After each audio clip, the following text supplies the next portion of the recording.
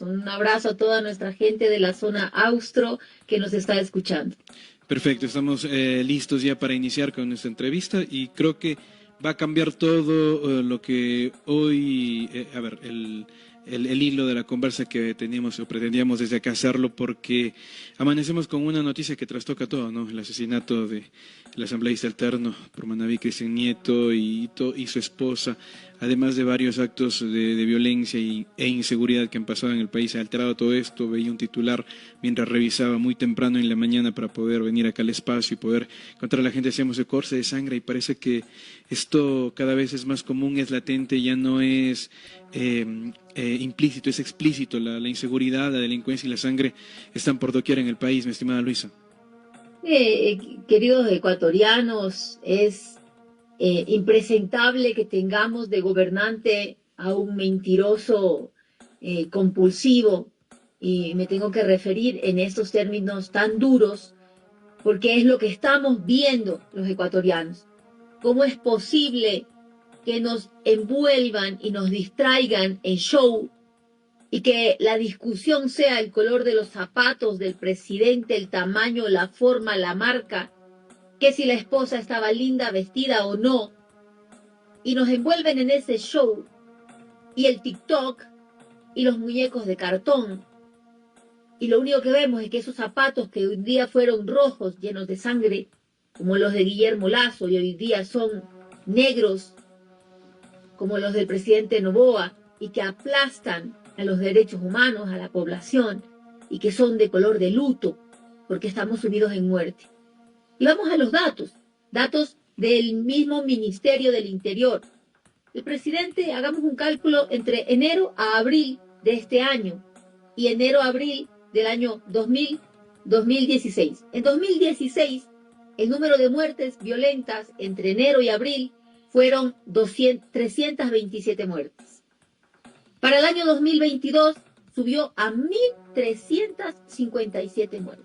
Estamos hablando que de 327 sube a 1.357, y en lo que va de este periodo, de enero a abril de este año, hay 1.873 muertes violentas.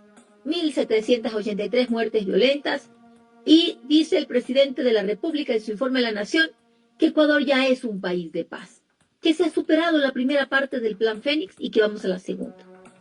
Hay 2.309 desaparecidos hasta mayo. 2.309 familias que no saben el paradero de uno de sus seres amados, de sus hijos, de sus padres, de sus hermanos, que desaparecieron simplemente y que no se sabe dónde están. Esa es la cifra real del Ecuador.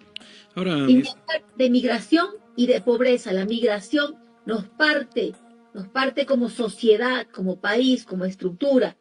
Y como usted bien dice, ayer, un fin de semana violento, enlutando familias, en un evento como en un circo, en un evento para niños y familias. Un evento social también, ¿no?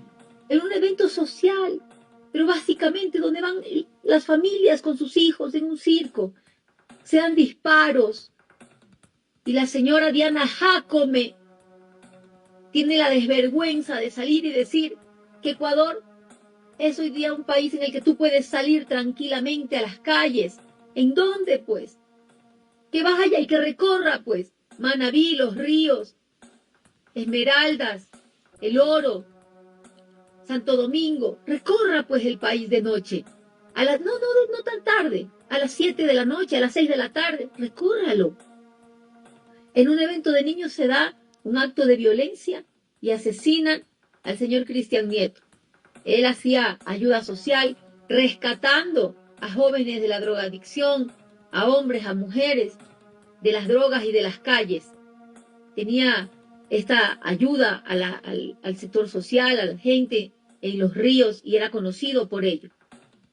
Y muere él, muere su esposa, y quedan 2 pequeños niños en la orfandad. Bendito Dios, no asesinaron más personas, porque ahora toca es rogar a Dios. Y así, en varias ciudades del país, hechos violentos. la violencia crece, la pobreza crece.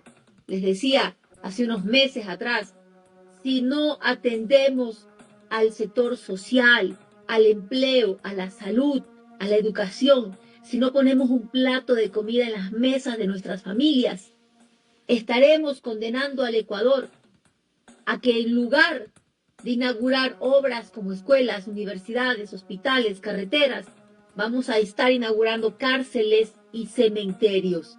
Y ese no es el país en el que queremos vivir. Y es una cruda realidad, en verdad es algo que podría pasar si no se toma cartas en el asunto, si no hay una voluntad política, decimos acá, de que se haga algo ya. Hay que ser también reflexivos, ¿no? Nos contaba usted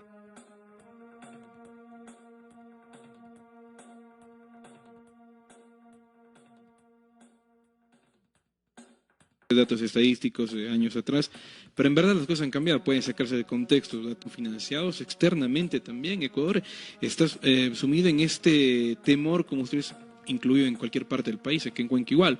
Uno sale y lamentablemente tiene que ir por todo lado, ya no puede mandarle a nuestros hijos a una tienda, porque todo es complicado. Sabiendo todo esto, haciendo un análisis previo, un diagnóstico, que también creo que coincidimos en parte, mi estimada Luisa, ¿cuál es la cura?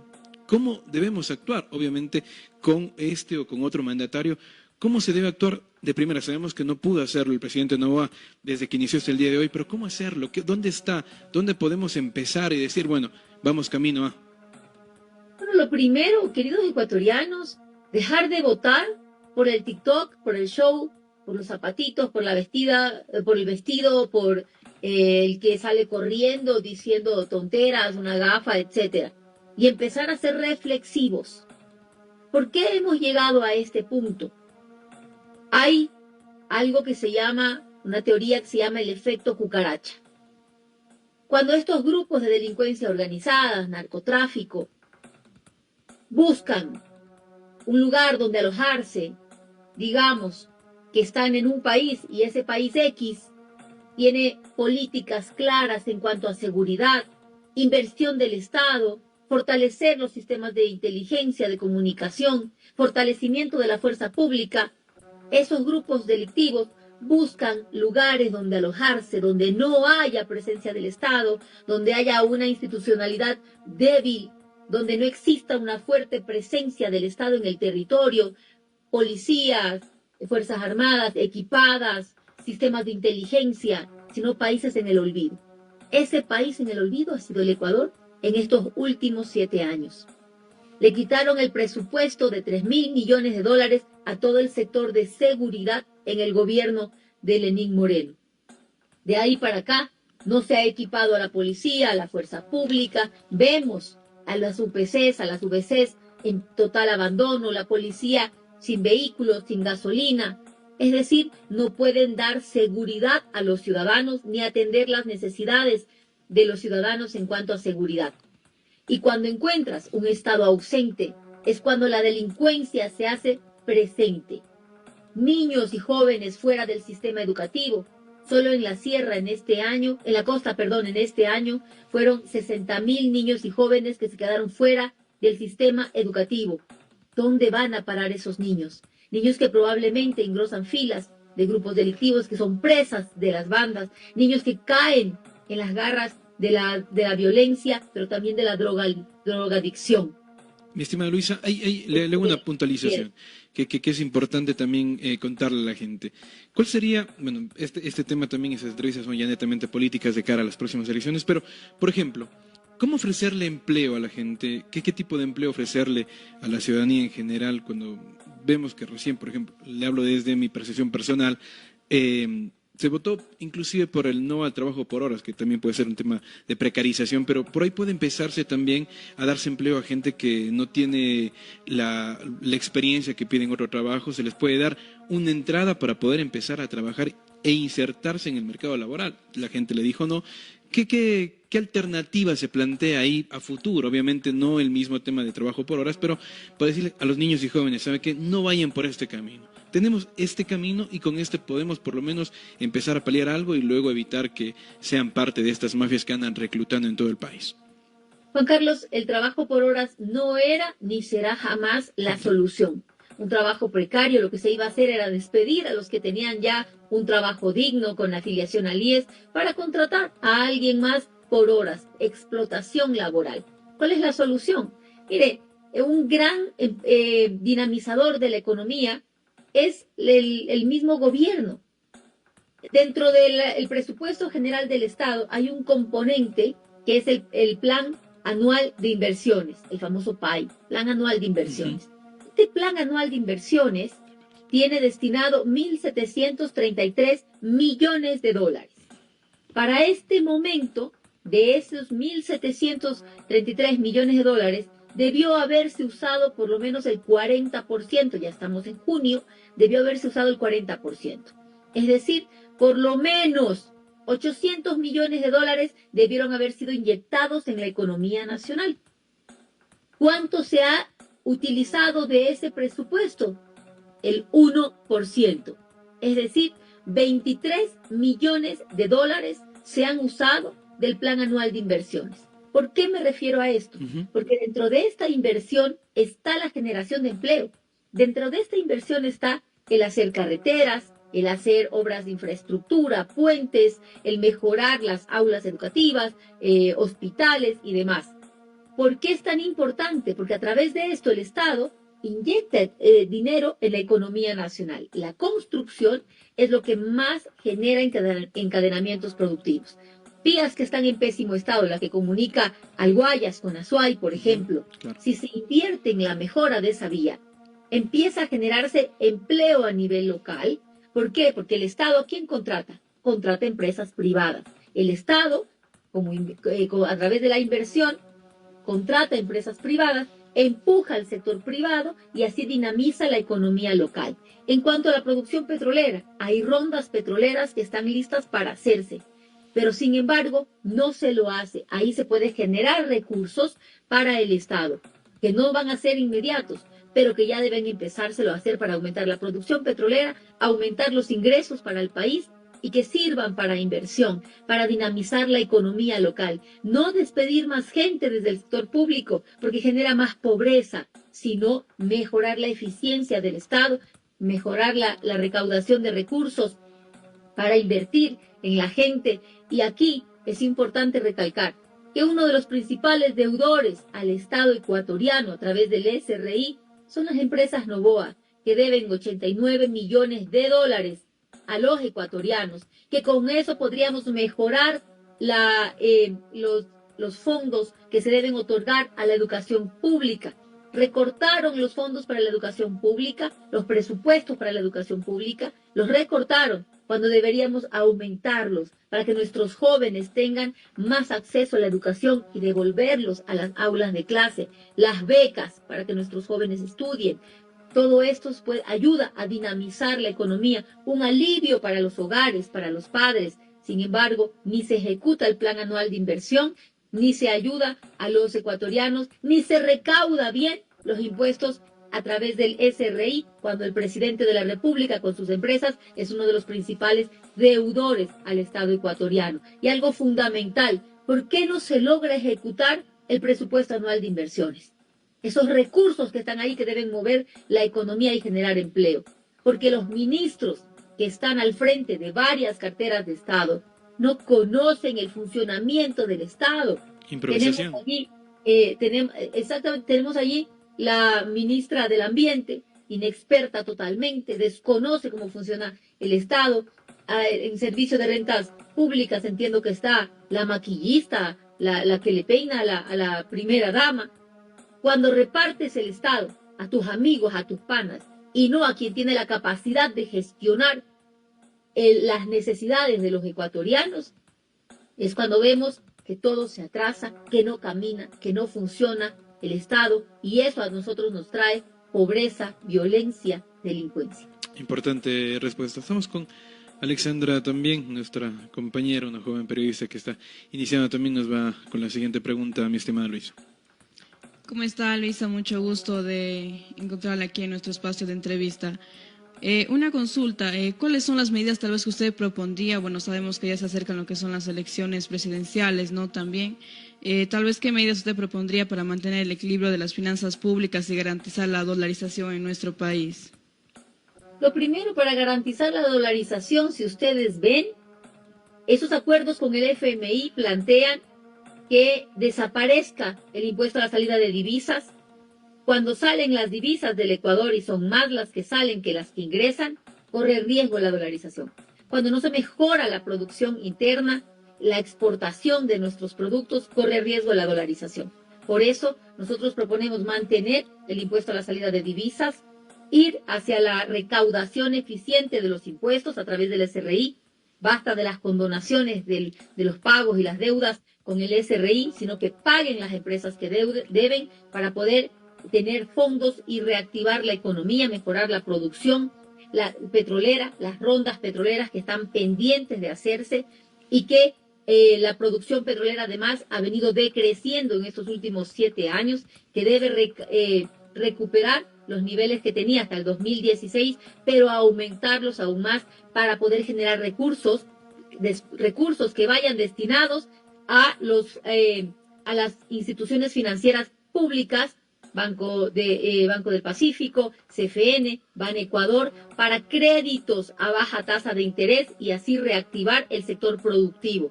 El Ecuador está lleno de emprendimientos, de microempresas pequeñas y medianas que necesitan mayor liquidez, el que se les inyecte dinero en su economía para que puedan producir y exportar. El mejorar las exportaciones de los ecuatorianos es fundamental para sostener la dolarización, porque tienen que ingresar más divisas, más dólares al Ecuador de lo que sale.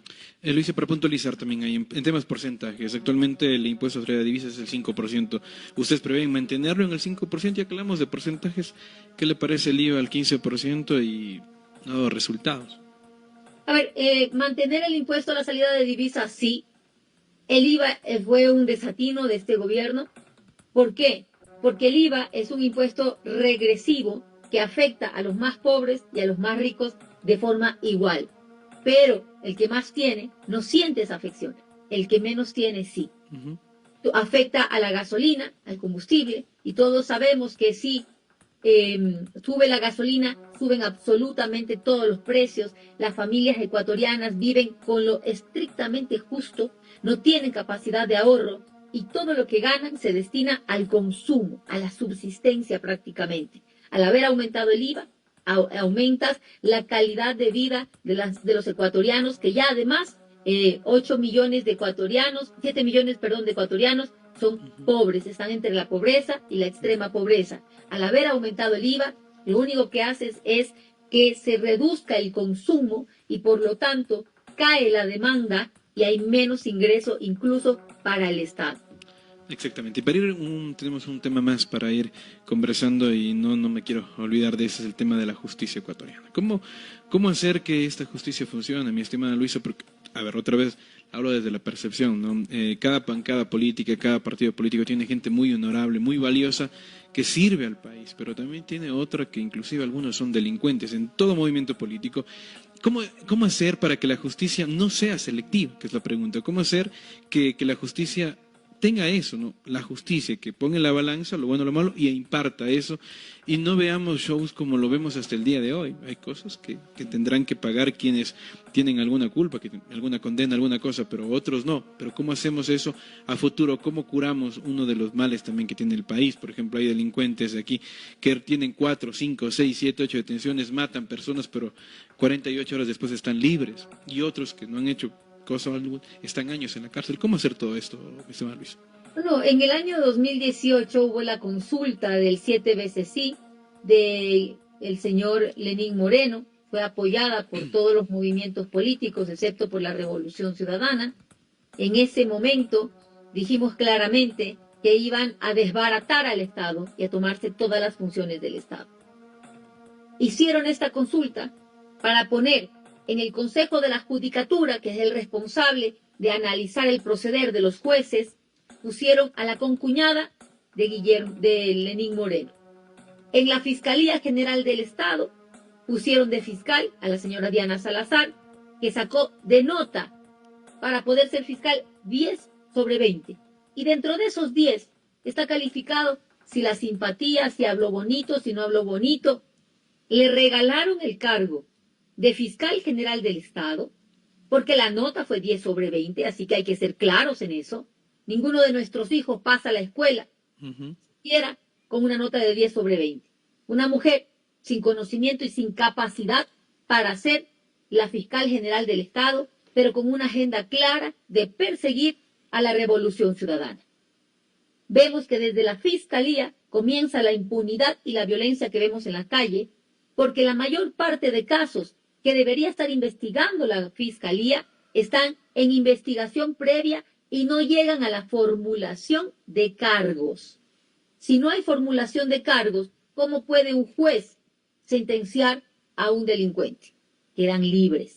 Lo siguiente es que en muchos de los procesos en los que los jueces han dejado libres a los delincuentes, son casos en los que fiscales no han formulado cargos en contra de esos delincuentes. Y si el fiscal no acusa y no formula cargos, el juez no puede sentenciarlo como culpable, sino que tendrá que dejarlo libre. Esto se ha hecho común en el Ecuador. Por otra parte, jueces a la carta, jueces temporales que pusieron, violando toda la normativa legal y que han sido serviles a ciertos poderes de turno para sentenciar a su antojo. Vemos aquí uno de los casos que no ha investigado la señora Diana Salazar, que es el aumento de cupos a las exportadoras bananeras para que, sin un sustento de producción, sino que se aumenta cupos de exportación, y vemos que Ecuador se transforma en el primer exportador de cocaína hacia la Unión Europea. Pero ¿quién aumentó esos cupos? El señor Bernardo Manzano, exministro de Guillermo Lasso. ¿A qué grupo económico pertenece el señor Bernardo Manzano? A la bananera Novoa, a las empresas Novoa. Gerente de la empresa Novoa, exportadora de bananos, en donde aumentaron los cupos en el sector bananero. ¿En qué llega la droga a Europa? En contenedores de banano. Y esto lo investiga la señora fiscal. El crimen organizado es un negocio que les da rentabilidad económica. ¿Queremos combatirlo? Pues empezar desde la cabeza. No hay ningún líder de una banda, ni se ha llegado a concluir estos contenedores de qué salieron, de dónde salieron, de qué empresas salieron, cómo así fueron contaminados con droga y llegan con kilos de drogas a Europa. No hay ese análisis profundo de la señora fiscal Diana Salazar. ¿A quién tapa? ¿Qué oculta? Pero sí sabemos que Ecuador es el principal exportador de cocaína hacia la Unión Europea. Y en esto no existe ninguna investigación seria que se esté dando a conocer a los ecuatorianos desde la Fiscalía General del Estado. Allí no se hace videitos, ruedas de prensa, entrevistas. Seguimos con silencio absoluto.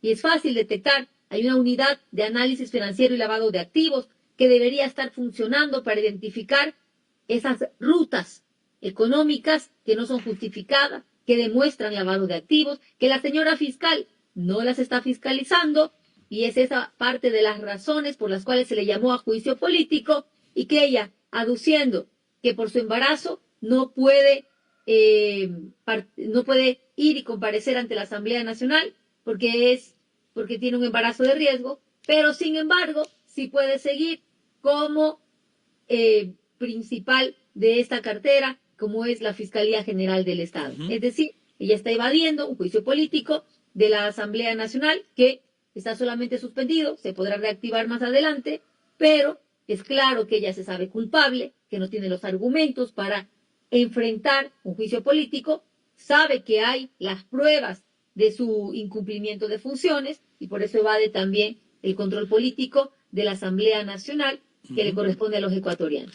Y en la parte final, agradecerle, mi estimado Luis, nos quedan muchos temas por seguir tratando, estos tipos de conversas nos gustan mucho a nosotros acá para poder llevar y diagnosticar cómo está el país de cara a prácticamente está a la vuelta de la esquina, las nuevas elecciones, y que la gente elija, porque es eso, ¿no? La gente es la que tiene que decir. Un mensaje final a toda la gente que nos está viendo, sobre todo acá en el Austroecuatoriano, qué decirle al Azuayo, al Lojano, a la gente de Morona, todo en esta parte final, mi estimado Luis. Queridos ecuatorianos, lo que vivimos hoy no es casual, es parte de haber votado de una forma poco analítica, por decirlo de alguna manera.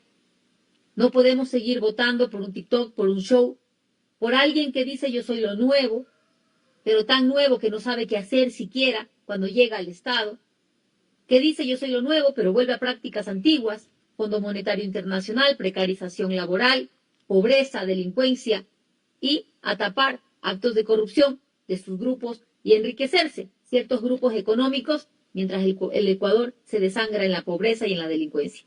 Tenemos que saber elegir y no votar por un show político o por un TikTok o por quién se viste más bonito, cuando de las elecciones presidenciales depende el destino de millones de familias ecuatorianas que deben parar la violencia, la delincuencia y la migración.